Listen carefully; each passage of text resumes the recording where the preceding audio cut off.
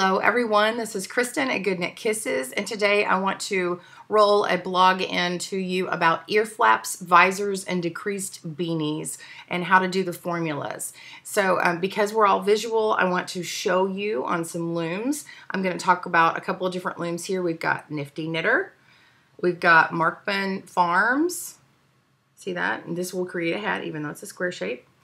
And we've got the Martha Stewart loom. You've got DA looms. I've got one in the background. That's not a hat loom, but they have hat looms. There's Cindy Woods. There's lots of different ones. So you can use this formula on any of the looms. You want to take for your, the visor is the quickest one to tell you first. The visor one, what you do is you take your number of pegs and divide it by 3. 3 is like the magic number. Divide by 3, and you're going to cast on 1/3 of your pegs. Okay, I like to crochet cast on. I like the edge of it. It's a nice soft edge, looks very clean. So look up the video for that. So crochet cast on 1/3 of your pegs, and if you need to put some stitch markers, I like to use contrasting colors when I do that.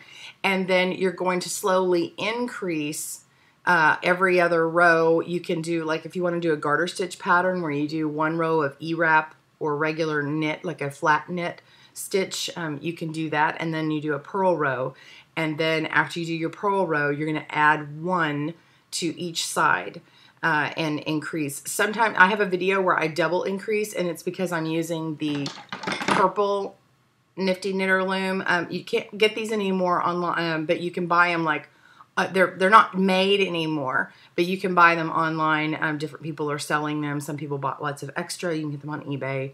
Anyway, it's a smaller gauge, but I like to increase 2 times at a time. So that way it just goes quicker and it's not so long of a brim. Remember, you're making a soft brim. You could lightly starch it, do blocking for that to make it a little more stiff, but it is a soft brim. This is not like a baseball hat. So keep that in mind.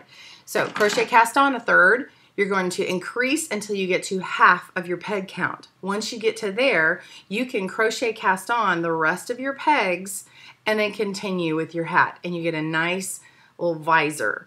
And I've got a video on it. It's going to be on the purple Nifty Knitter. I do want to say that whenever I increase, I actually put a E-wrap when I do I actually increase on my purl row, and I put an E-wrap on either side at the end. And on the left side, when you're looking at your loom, and if you do it on the left side, that side always, so when I'm doing it, say I'm increasing on this side, go ahead, if you're increasing 2, go ahead and E-wrap on those 2 instead of just doing 1 E-wrap, because it makes kind of a jaggedy edge, and I need to correct a pattern that I have. So that's that one. Sorry for such a long tutorial, but I want to include it all together because some people just want it in one spot. Oh, also, by the way, if you do all one stitch, like all the flat knit or all the purl, then you're going to get something that curls.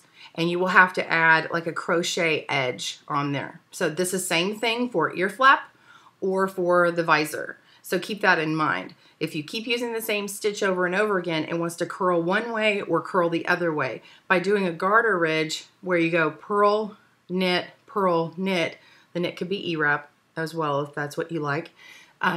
You can do, if you alternate those, what it does is it tells the fabric to go this way and then this way and this way and this way, so they work against each other for curling. So that's a quick curl tip. The earflap that I'm working on right now is a 36 peg on an adult Nifty Knitter loom here. And what I've got going is a solid, it's in a purple, it's kind of hard to see. But this is 8 pegs wide here. Now what we do is we do that 3rd rule again. We're going to take our number of pegs, we're going to divide by, and Isella Phelps has a great link. I'm going to put that link on here. It's actually not new. And then Jeannie Thomas Phillips, you've probably seen her in some other chat rooms and stuff. She shows her formula. It's the same formula. I'm not sure Jeannie knew about Isella's or not, but Isella writes several books on loom knitting. She is a forerunner in several years ago getting some great information to everybody out there, and so just wanted to acknowledge that this is a formula that she has. So we want to take your pegs, divide by 3, just get your calculator out, And then that first number you get, if you got a fraction, round it up. So whatever number you get, that is going to be the front of your hat. I'm going to show you. Aha, there it is. Here's my nifty knitter to show you.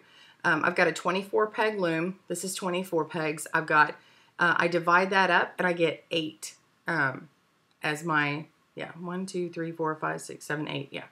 So we've got 8 pegs. So I'm going to start on the starter peg. And this is going to be my front of my hat. So I mark 1, 2, 3, 4, 5, 6, 7, 8 is the number that I get. And then I'm going to take 24, which is the total number of my pegs, and take out this amount. Okay, so whatever that number was, all right, take that out. So I'm taking out 8. Now I'm left with the rest, and I'm going to take that number and I'm going to divide that number by 3 again. All right, so whatever number you get for whatever size of peg, you're going to take that, round that up to a whole number, and that is going to be your ear flap size. So on this one, what I've done is I've just taken a contrasting peg, and you can use anything, any kind of stitch marker, a little round rubber band, you could use an earring, whatever. So I take it and I'm going to go on either side of this front part, I'm going to put it my number 1, 2, 3, 4, 5, 6. Okay, so between the marked one and the marked one, this included, all of this is going to be, is my ear flap. I'm going to do that again on this side over here. 1, 2, 3, 4, 5, 6, and I've got my ear flap here. The rest of that that's left is the back of the hat. Pretty simple. If you get an odd number, you can add it to the back here. But really the rounding up is the key.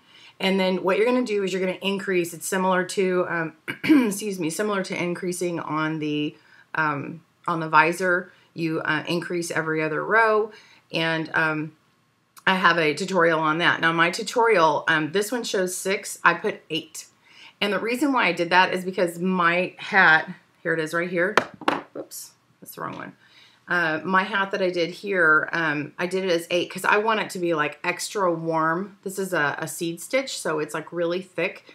And I just wanted this to really be extra warm for a really heavy winter. So, and also this is decorative for a photo prop. So I want it to be like really significant. So I did, the tutorial is 8, just go to 6. If you use my tutorial, just go to 6 on this one. 8 is actually the number for the 36 peg. So that works really well.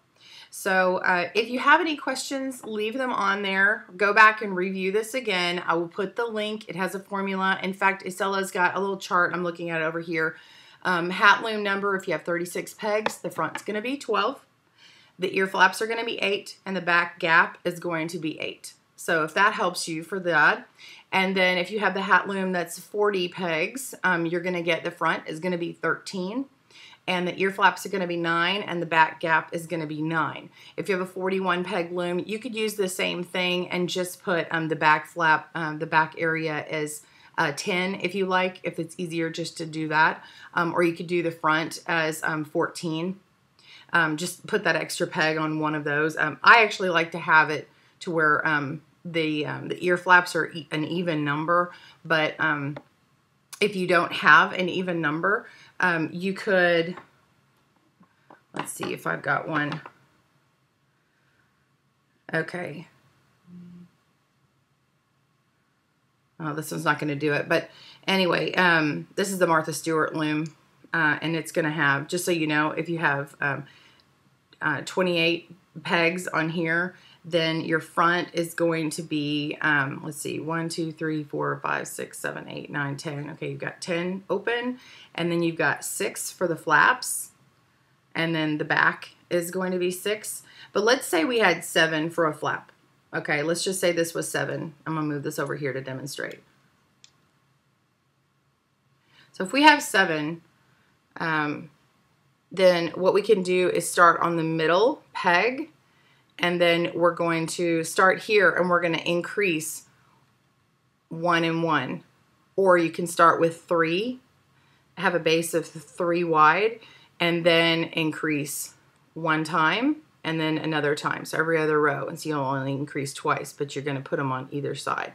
So kind of center where your ear flap is going to be and increase accordingly. I'm moving these pegs over to show you. So if you have a 6 peg ear flap, then I'm going to cast on, I'm going to put one here. I like to go to the right. So put on your peg here, put on your slip stitch here, sorry. I'm sorry. Put on your slip knot. Huh. Put on your slip knot here and right here.